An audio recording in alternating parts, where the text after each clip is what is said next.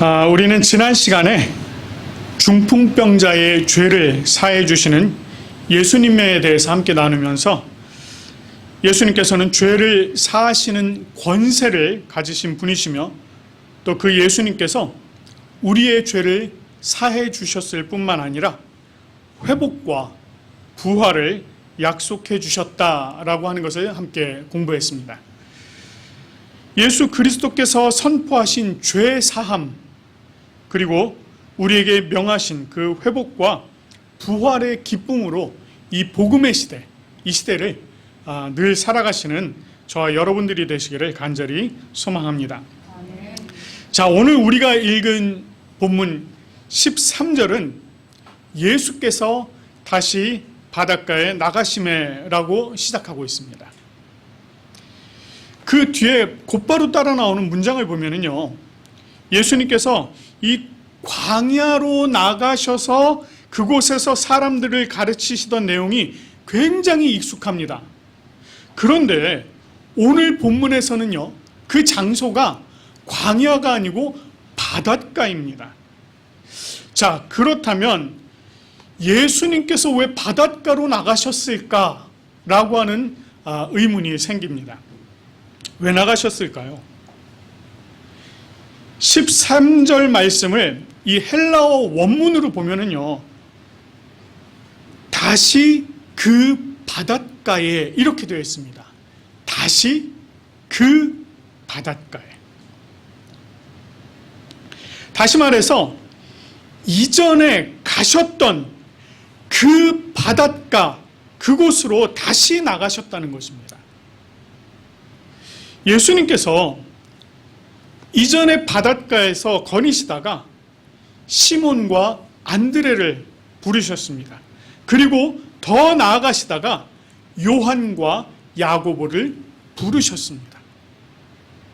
자, 이것으로 미루어 보건대 예수님께서 또 다시 그 바닷가에 나가셨다라고 하는 것은 누군가를 만나시기 위함이다라고 하는 것을 우리가 생각해 볼 수 있습니다. 자, 그러면 누구를 만나시기 위해서 예수님께서 그곳에 나가셨습니까? 바로 세리 레위라는 사람입니다. 우리가 오늘 이 예배의 자리에 나와 있는 것, 이것도 사실은 예수님께서 우리를 찾아오셔서 우리를 만나주셨다는 그 믿음이 있기 때문 아닙니까?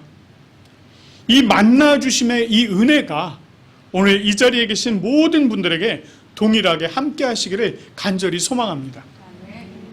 자, 예수님께서요, 그 바닷가에서 레위를 만나는 장면을요, 저자는 앉아 있는 것을 보다 이렇게 소개하고 있습니다. 여기서 이 보다라고 하는 이 단어를 강조합니다. 왜냐하면 이 보다라는 동사의 원문의 뜻은요, 그냥 눈에 보이는 대로 이렇게 그냥 보는 게 아닙니다. 주의 깊게 또는 영적으로 본다라는 그런 의미가 있기 때문입니다. 그렇기 때문에 이것은 이전에 다른 형제들을 보시고 그들에게 나를 따르라 명하신 것과 똑같은 패턴을 보여주고 있습니다. 그런데 여기서 사실 우리가 주목해야 할 것은 예수님께서 레위를 부르셨다는 것입니다.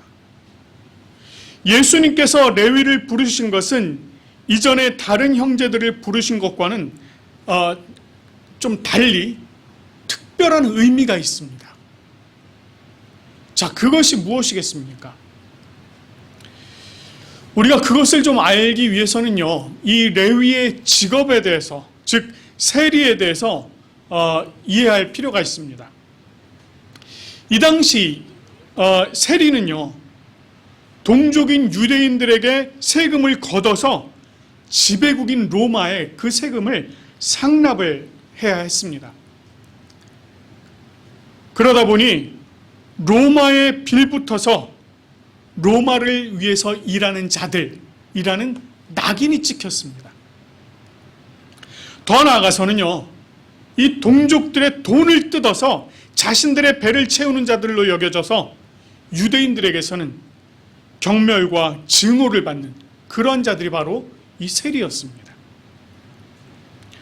그래서 그들은 항상 죄인과 동류로 인식이 되었습니다. 그래서 여러분 이 복음서를 읽다 보면은요, 세리와 죄인들, 이런 표현들이 이 복음서의 수거처럼 등장을 합니다. 세리와 죄인들. 그러니 예수님께서 지금요, 이 세리를 부르셨다라고 하는 것은요, 죄인을 부르셨다라는 것과 진배 없다는 것입니다. 굉장히 파격적인 특별한 의미가 있는 그런 상황이 지금 벌어진 것입니다. 이것이 굉장히 다른 점입니다. 예수님께서는 죄 사하는 권세를 가지셨을 뿐만 아니라 죄인을 부르시고 그 죄인으로 하여금 자신을 따르게 하시는 그런 분이십니다. 그렇게 예수님께서는 지난 수세기 동안 수많은 죄인들을 불러주셨습니다. 또한 그들을 통하여 일을 하셨고, 오늘날은요, 바로 죄인인 저와 여러분들을 불러주셨습니다. 이와 같은 예수님의 부르심에 대한 레위의 반응 어땠습니까? 저자는요, 이렇게 소개하고 있습니다. 일어나 따르니라. 이전에 다른 이 두 형제들 같은 경우는요, 그물을 버려두고 또는 아버지를 버려두고 예수님을 따랐다, 이렇게 표현했는데, 이 레위의 경우는요, 뭔가 버려뒀다는 표현은 이런 것들이 아니라 그냥 바로 일어나 따르니라, 이렇게 이야기하고 있습니다. 이전의 두 형제들과 사뭇 차이가 있습니다. 자, 이 내용을 통해서 이 저자가 전하고자 하는 것, 어떤 내용일까요? 여기서 이 일어나라고 하는 동사, 이 동사가 아나스타스라고 하는 동사를 사용하고 있습니다. 그런데 이 동사의 명사형이 아나스타시스라고 하는데, 이게 바로 부활입니다. 예수님께서 요한복음 11장 25절에서 나는 곧 부활이요 라고 말씀하실 때 사용하신 단어가 바로 이 단어입니다. 그런데 저자는요, 이 레위가 일어나는 장면을 묘사하면서 이 단어를 끌어다가 썼다는 것입니다. 왜냐하면 죄 가운데 죽어있던 그가 예수 그리스도로 말미암아 부활하였다라고 하는 것을 지금 상징적으로 보여주고 있는 것입니다. 예수 그리스도의 부르심은 죄로 말미암아 죽은 그 몸에서 영생으로 부활하는 축복 그 자체입니다. 그래서 부름받은 우리 역시 비록 죄 많은 이 세상에서 살아가면서도 부활의 소망을 가진 자로 살아갈 수 있는 것입니다. 이제 15절에서 저자는요, 세관에서 그의 집, 즉 레위의 집에서 예수님께서 식사하시는 장면을 묘사하고 있습니다. 그리고 함께 있는 자들을 보면 다 세리 그리고 죄인들이었습니다. 적은 수도 아니고 본문에서는요, 많은 수가 모였다라고 그렇게 표현하고 있습니다. 자, 예수님께서요, 왜 이 많은 죄인들, 그들과 함께 식사를 하셨을까요? 우리가 지금 사용하고 있는 우리 성경책 개역 개정에서는요, 그의 집에 앉아 잡수실 때 이렇게 시작을 하고 있어요. 그런데 이것을요, 헬라어 성경 그 원문 그대로 보면은요, 이렇게 이야기합니다. 그리고 오셔서 비스듬히 누웠다, 이렇게 시작을 해요. 전혀 다르죠? 자, 그리고 많은 세리와 죄인들이 예수와 그의 제자들과 함께 앉았으니라고 하는 요 앉았으니 요 단어도요, 역시 비스듬히 누웠다라고 하는 그런 단어입니다. 같은 단어예요. 자, 이 단어는요, 그 당시 이스라엘 백성들이 식사를 하는 식습관을 보여주는 겁니다. 비스듬히 누워서 그렇게 식사를 하는 모습을 보여주는 내용이기도 하지만 여기에 어떤 의미가 포함이 되어 있느냐면 상대의 눈높이로 낮추다 라고 하는 의미가 포함이 되어 있습니다. 다시 말해서 예수님께서 지금 그곳에 함께 있는 세리 그리고 죄인들, 그들과 눈높이를 맞추시기 위해서 자신을 스스로 낮추시는 이런 모습을 지금 보여주고 있는 것입니다. 자, 이렇게 스스로를 낮추시는 모습을 통해서 그들을 향한 포용, 그들을 향한 용납, 그리고 그들을 향한 예수 그리스도의 그 사랑의 마음, 그것을 그대로 지금 보여주고 있는 것입니다. 그런데 이게 어떤 한 사람에게만 그렇습니까? 아닙니다. 그곳에 있는 많은 세리와 죄인들, 그 많은 사람 한 사람을 각각 다 일일이 눈을 맞춰주고 계시는 것입니다. 그 각 사람에게 예수 그리스도의 사랑의 마음을 다 일일이 보여주고 있다는 의미입니다. 예수님께서는 그렇게 자신을 낮추셔서 우리들에게도 그렇게 그 사랑의 마음을 보여주셨습니다. 자, 그런데 이런 예수님의 마음을 좋아하지 않는 이 못마땅해 하는 사람들이 있었습니다. 바로 바리새인의 서기관들이었습니다. 그들의 입장에서는요, 이게 도저히 용납이 안 되는 겁니다. 도저히 이해할 수 없는 그 일을 지금 예수님께서 하고 계셨기 때문에 제자들에게 어찌하여 세리 및 죄인들과 함께 먹는가? 이렇게 물어보고 있는 거예요. 자, 이렇게 질문을 던진 것은요, 이게 단순히 그들과 먹어서는 안 됩니다, 이런 의미를 전달하고자 했던 게 아닙니다. 자, 이 서기관이 한 말 중에 이런 말이 있었죠. 함께라고 하는 말이 있습니다. 어찌하여 세리 및 죄인들과 함께 먹는가? 이 함께. 이 함께라고 번역된 이 메타라고 하는 단어는요, 이렇게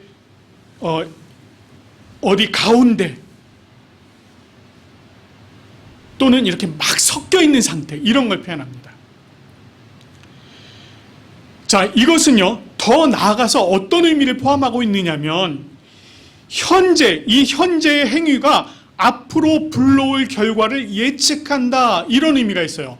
지금 당신이 어떤 일을 하느냐에 따라 그것이 앞으로 어떤 결과가 일어날지 아십니까? 이런 의미가 있다는 거예요.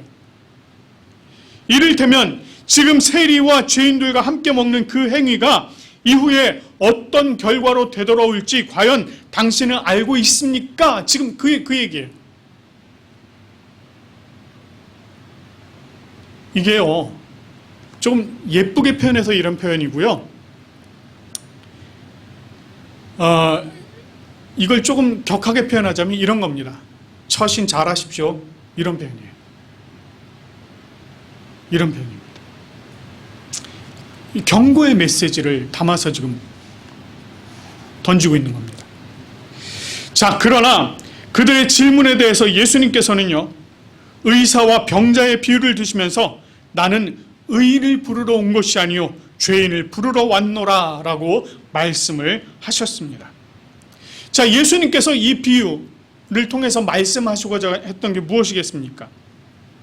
자, 건강한 자는요, 자신의 건강을 믿고서 혼자서 잘 살아갑니다. 반면에 병자는요, 그 병의 문제를 스스로 해결을 할 수 없기 때문에 해결해 줄 그 누군가를 반드시 찾아야 돼요.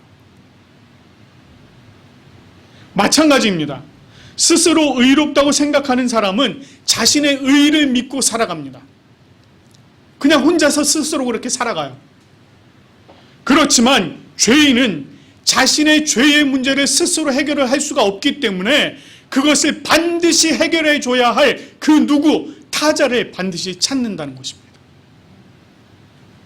예수님께서 지금 말씀하신 내용은요, 이 죄의 문제, 그 누구도 해결할 수 없는 이 죄의 문제를 해결할 수 있는 타자가 바로 나다라고 하는 것을 지금 말씀해 주고 있는 것입니다. 예수님께서는 죄 사함의 권세를 가지셨을 뿐만 아니라 정죄되어서 경멸과 증오의 대상으로 이 전락해버린 세리와 죄인들, 그들을 찾으시고 부르시면서 또한 그들과 함께 계심으로 그들이 죽음을 벗어나서 부활의 은혜를 얻을 수 있도록 해주시는 분이 바로 예수 그리스도이십니다.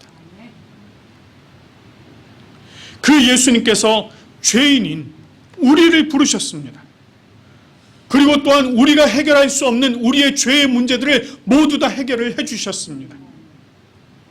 또한 우리에게 부활의 은혜도 허락해 주셨습니다. 이 은혜로 인해서 우리는 이 세상을 살면서도 죄로부터 해방된, 이 죄악이 가득한 세상에 살면서도 이 죄로부터 해방된 기쁨, 그리고 부활의 소망을 가지고 살아갈 수 있는 것입니다. 이 은혜를요, 늘 감사하시기 바랍니다. 그리고 오늘도 주님과 함께 기쁨으로 살아가시는 저와 여러분들 되시기를 간절히 소망합니다. 우리 함께 기도하시겠습니다.